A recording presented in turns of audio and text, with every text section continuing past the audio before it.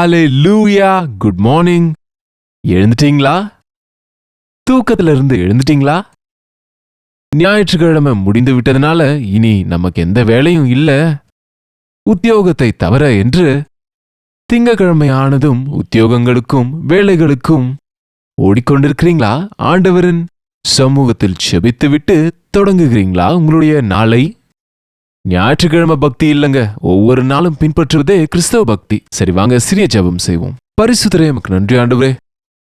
இந்த புதிய நாளிலே எங்களுக்கு தேவையான தேவ செய்தியை கொடுங்க. வெளியே போகும்போதும் உள்ளே வரும்பொழுதும் உங்க பாதுகாப்பு எங்களுக்கு வேண்டுமப்பா. உங்க சமூகம் எங்களோடு வரணுமப்பா. நீர் துணையாயிருந்து நடத்தும்படி கிறிஸ்துவின் நாமத்தில் ஜெபிக்கிறோம் நல்ல பிதாவே, ஆமென். ஆமாங்க, பின்ன தேவனுடைய சமூகத்திலே ஒவ்வொரு நாளும் நம் நாளின் செயல்களை தொடங்க வேண்டும். ஆண்டவரை கேட்கணும், தேவனே உம்முடைய சமூகம் எனக்கு துணையாக இருக்க செய்யுங்க. உண்மைதான், மண்டே வரதுக்குள்ள ஒர்க்கிங் டே இல்லைங்க. வேலைக்கு போகிறவங்க வேலைக்கு கிளம்புவாங்க, பிள்ளைகளை ஸ்கூலுக்கு அனுப்பணும், காலேஜ் போகிறவங்க காலேஜ் போவாங்க, அநேகர் 2 வீலர்ஸ்ல போகிறாங்க, அநேகர் ஸ்கூல் பஸ்ல போகிறாங்க மற்றும் பப்ளிக் டிரான்ஸ்போர்ட் பயன்படுத்துவாங்க, வெளியே போவாங்க, திரும்ப சாயந்தரம் சோர்வோடு வீட்டுக்கு வருவாங்க. நீங்க எப்பொழுதும் வெளியே போகும்போது ஜெபம் பண்ணிட்டு போவீங்களா? வீட்டுக்கு வந்த பிறகு தேவனை துதிப்பீங்களா? எப்பவுமே நினைவில் வைங்க, 121ஆம் சங்கீதம் நீங்க பயணம் செய்யும்போது உங்களுக்கு முடியும் போதெல்லாம் முழுசா வாசிங்க. பயப்படாதீங்க, மொத்தமா அதுல இருக்கிறதெல்லாம் 8 வசனங்கள் தான். இந்த வாக்குத்தத்தங்களை நினைவுல வைத்து கொண்டே இருங்க. ஒரு முறை படிச்சிடவா இந்த 8 வசனங்கள் உங்களுக்காக? பாருங்க, 121ஆம் சங்கீதம். எனக்கு ஒத்தாசை வரும் பர்வதங்களுக்கு நேராக என் கண்களை ஏறெடுக்கிறேன். வானத்தையும் பூமியையும் உண்டாக்கின கர்த்தரிடத்திலிருந்து எனக்கு ஒத்தாசை வரும். உன் காலை தள்ளாட விடமாட்டார், உன்னை காக்கிறவர் உறங்கார். இதோ இஸ்ரவேலை காக்கிறவர் உறங்குவதுமில்லை தூங்குகிறதுமில்லை. கர்த்தர் உன்னை காக்கிறவர். கர்த்தர் உன் வலது பக்கத்தில் உனக்கு நிழலாயிருக்கிறார். பகலிலே வெயிலாகிலும் உன்னை சேதப்படுத்தாது, இரவிலே நிலவாகிலும் உன்னை சேதப்படுத்துவதும் இல்லை. கர்த்தர் உன்னை எல்லா தீங்குக்கும் விலக்கி காப்பார். அவர் உன் ஆத்துமாவை காப்பார். இது முதற்கொண்டு என்றென்றைக்கும் உன் போக்கிலும் உன் வரத்திலும் கர்த்தர் உன்னை காப்பார். கர்த்தர் எவ்வளவு பாதுகாப்பு நமக்கு தராரு பாருங்க. நாம வீட்ல இருக்கும்போது நமக்கு பாதுகாப்பு இருக்கு. நாம ஜெபிக்கிற வீட்டில இருந்தா நம் வீட்டை சுற்றி தேவனின் வேலி இருக்கும், தேவ பிரசன்னம் இருக்கும், தேவனுடைய சமாதானம் இருக்கும். ஆனா வீட்டிலிருந்து வெளியே போகும்போது நாம உலகத்துக்குள்ள போகிறோம். உலகத்தின் மனுஷங்க நடுவுல நம்ம போகிறோம், அவிசுவாசிகள் நடுவே போகிறோம். உண்மைதானங்க? நாம வேலை செய்யற இடத்துல, நம்ம பிள்ளைங்க படிக்கிற இடத்துல இருக்கிறவங்க எல்லாம் விசுவாசிங்க இல்லல. இந்த உலக அதிகாரியாகிய பிசாசின் அதிகாரத்தில் இருக்கிற உலகத்தில் நம்ம வெளியே போகும்போது தேவ பிரசன்னத்தை நம்ம சுமந்து செல்லணும். தேவனுடைய பாதுகாப்பை நம்ம கொண்டு இருக்கணும். அவர் நம்முடைய கரத்தை பிடித்து நடத்துகிறவர், நம்முடைய கால்கள் இடராதபடிக்கு காக்கிறேன் என்றவர். வானத்தையும் பூமியையும் உண்டாக்கின கர்த்தர் நாம எங்க சென்றாலும் கூட அவர் நம்மோடு இருக்கக்கூடியவர். அவருடைய உதவிக்காக நம்ம கேட்க வேண்டும். அதற்கு தான் வெளியே போகும்போதும் தேவனுடைய சமூகத்துல செபிப்பது, ஜெபத்தோடு நாம வெளியே கால் வைப்பது எவ்வளவோ அவசியம். எப்பொழுது நாம் அப்படி செய்வோமோ, பகல்ல வெளியே போகும்போது வெயில் இருக்குங்க, மழை இருக்கும், அல்லது புயல் இருக்கும், அல்லது வெள்ளம் இருக்கும்.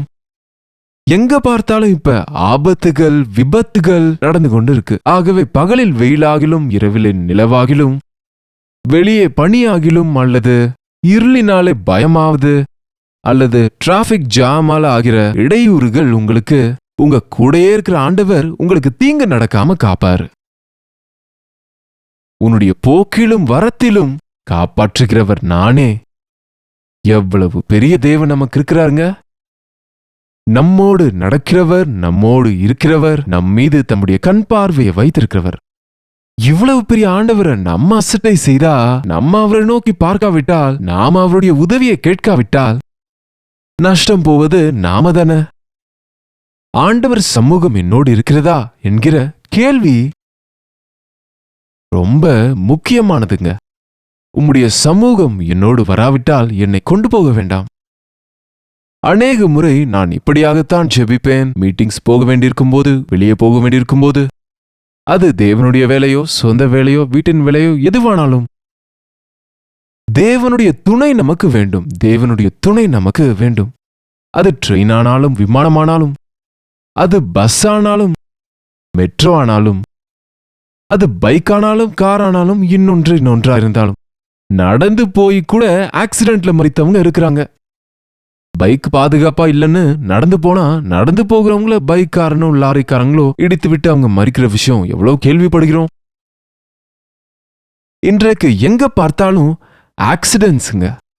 ஒரு சின்ன விபத்தாகி கீழே விழுந்தா டக்குன்னு எலும்பு உடைந்து விடுது. ஆங்கிள்ஸ் எலும்புகள் உடையுது, தோள்பட்டை எலும்புகள் உடைந்து போகுது. அதற்கு கட்டு கொண்டு வாரங்கள் மாதங்கள் சிலர் எவ்வளவு கஷ்டப்படுறாங்க. ஆண்டவர் சொல்லுகிறாரு, உன் பாதம் இடராதபடி நான் காப்பாற்றுவேன். நீ கீழே விழுகிறவர அல்ல. இடரும் போதேனா விழுவதற்கு முன்னாடி பாருங்க, இடருவோம்ல, அந்த இடருவது கூட உங்களுக்கு இல்லாம காப்பாற்றுவேன் என்கிறாரு. எவ்வளவு பெரிய தேவன் நமக்கு இருக்கிறார். நீங்க தினமும் வேலைக்கு போகும்போது, டியூட்டிஸ்க்கு போகும்போது, பிள்ளைகளை ஸ்கூலுக்கு நீங்க அனுப்பும்போது ஜெபம் பண்ணி நீங்க அனுப்புங்க. ஆண்டவரே, உங்க பாதுகாப்பு எங்க பிள்ளைங்களுக்கு கொடுங்க, உங்க சமூகத்தை எனக்கு கொடுங்க என்று ஜெபத்தோடு கூட நீங்க போங்க. உங்க பிரயாணங்கள்ல சௌகரியம் இருக்கும், பாதுகாப்பு இருக்கும். அது மட்டுமல்ல, விபத்துகள்ல இருந்து நீங்க தப்புவிக்கப்படுவீங்க. அது மட்டும் இல்லங்க, நீங்க போகிற இடத்திலே நீங்க நினைத்த வேலைகளை செய்து முடிக்க முடியும். போன இடத்துல நீங்க செய்கிற முயற்சிகள் அது கரெக்டா வாய்க்கோங்க. பாருங்க, சிலர் கோர்ட்டு பின்னாடி அலைந்து கொண்டு இருப்பாங்க, கடைக்கு கடை திரிந்து கொண்டே இருப்பாங்க. அனாவசியமா நம்ம வெளியே போயிட்டு வர்றது, வீணான பிரயாணங்கள் இன்றைக்கு எத்தனையோ நடக்குதுங்க. ஒரே வேலைக்காக 100 முறை அலைய வேண்டிய அவசியம் இல்லாம தேவனுடைய உதவியை கேட்டா, தேவனுடைய சித்தத்துல காலை வெளியே வைத்தா, நீங்க செய்வது எல்லாம் வாய்க்கும்படியாக உங்களுடைய வேலையில காரியங்கள்ல தேவன் ஜெயத்தை கொடுப்பார். தேவனுடைய உதவியில்லா வாழ்க்கையில வாழ்நாளெல்லாம் பிரயாசப்பட்டாலும் எதையும் சாதிக்க முடியாது. அன்றிரவு பேதுரு சொன்னார்ல, ஆண்டவரே, ரா முழுவதும் நாங்க பிரயாசப்பட்டோம், ஆனா ஒன்றும் கிடைக்கலப்பா. இரவு முழுவதும் வலைய போட்டோம் எடுத்தோம், வலைய போட்டோம் எடுத்தோம், ஒரு மீன் கூட பிடிக்கவில்லை, ஒண்ணுமே பிரயோஜனம் இல்லை. எஸ், இன்றைக்கு அநேகர் இப்படிதான் சொல்லுகிறாங்க. வாழ்க்கை முழுசும் நான் பிரயாசப்பட்டு கொண்டிருக்கிறேன், ஆனா எந்த பயனும் இல்லைங்க. 30 வருஷமா உத்தியோகம் செய்து கொண்டுதான் இருக்கிறேன், ஆனா என்னுடைய கடன் குறையவே இல்லைங்க. எவ்வளவோ காலமா நான் படித்துக்கொண்டே இருக்கிறேன், ஆனா பாஸ் ஆகி நான் அடுத்த நிலைமைக்கு என்னால போக முடியலைங்க. எத்தனையோ முயற்சிகள் செய்கிறேன், ஆனா தோர்த்து கொண்டே இருக்கிறேன் என்று அநேகர் இன்றைக்கு வேதனைப்படுகிறாங்க. அதற்கு காரணம், உங்க சொந்த பலத்தோடு உங்க முயற்சியை நீங்க செய்கிறீங்க தவிர, உங்களுக்கு சாமர்த்தியத்தை கொடுக்கிற ஆண்டவரை, உங்களை ஆசீர்வதிக்கிற தேவனை நீங்க வேண்டுகிறதில்ல. அவருடைய வசனத்தை நீங்க தியானித்துக் கொண்டே இருந்தா, அவர் நீதியையும் ராஜ்யத்தையும் நீங்க முதல்ல தேடினா, அப்போ நீங்க செய்கிறதெல்லாம் வாய்க்கும் என்று, உங்களுக்கு தேவையானதெல்லாம் ஆண்டவர் கொடுப்பார் என்று வேதத்துல சொல்லப்பட்டிருக்கு. எப்பவுமே ஆண்டவருக்கு டைம் இல்லைன்னு சொல்லாதீங்க. தேவ சமூகத்துல ஜெபிக்க டைம் இல்லைன்னு சொல்லாதீங்க.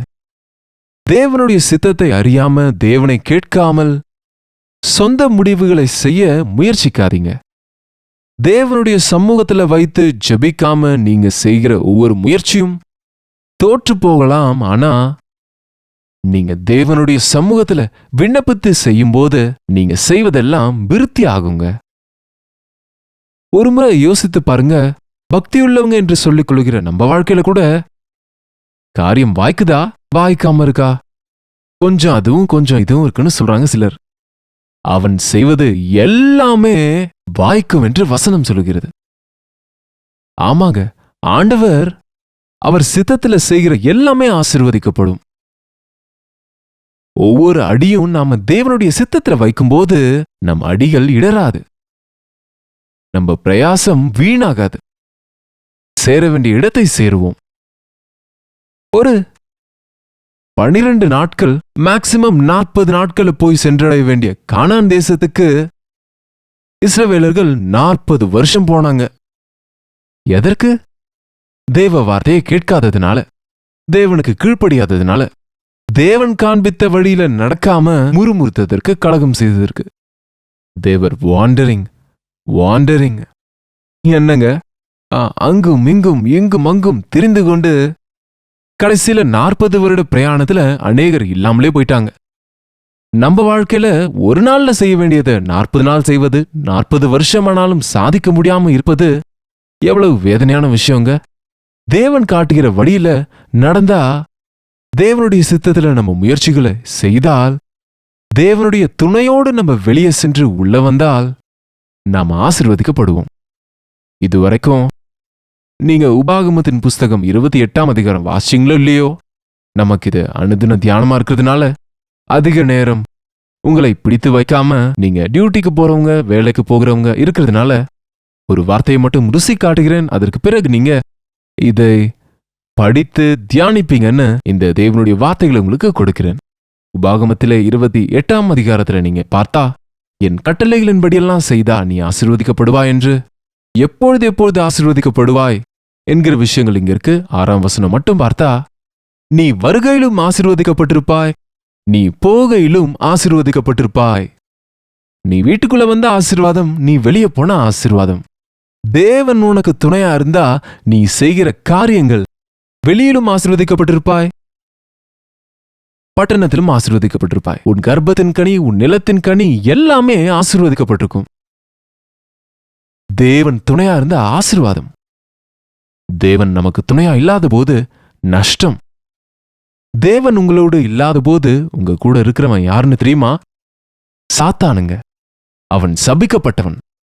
அவன் நம்மை சாபமான காரியங்களுக்கு அடிமைகளாக்கி விடுவான். கர்த்தரின் மேய்ப்பராயிருக்கிறார், நான் தாழ்ச்சி அடையேன். சாத்தான் என் மேய்ப்பன், எனக்கு எல்லாம் பஞ்சமே என்று ஒரு புதிய சங்கீதத்தை எழுதலாங்க. சாத்தான உடையவங்களுக்கு வேதனைகள் நிற்காது. பயத்தோடு கூட அவங்க இருப்பாங்க. அவங்க நல்ல வழியில நடந்தாலும் அவங்களுக்கு துக்கத்தையும் ஆபத்துகளும் நடந்து கொண்டே இருக்கும்.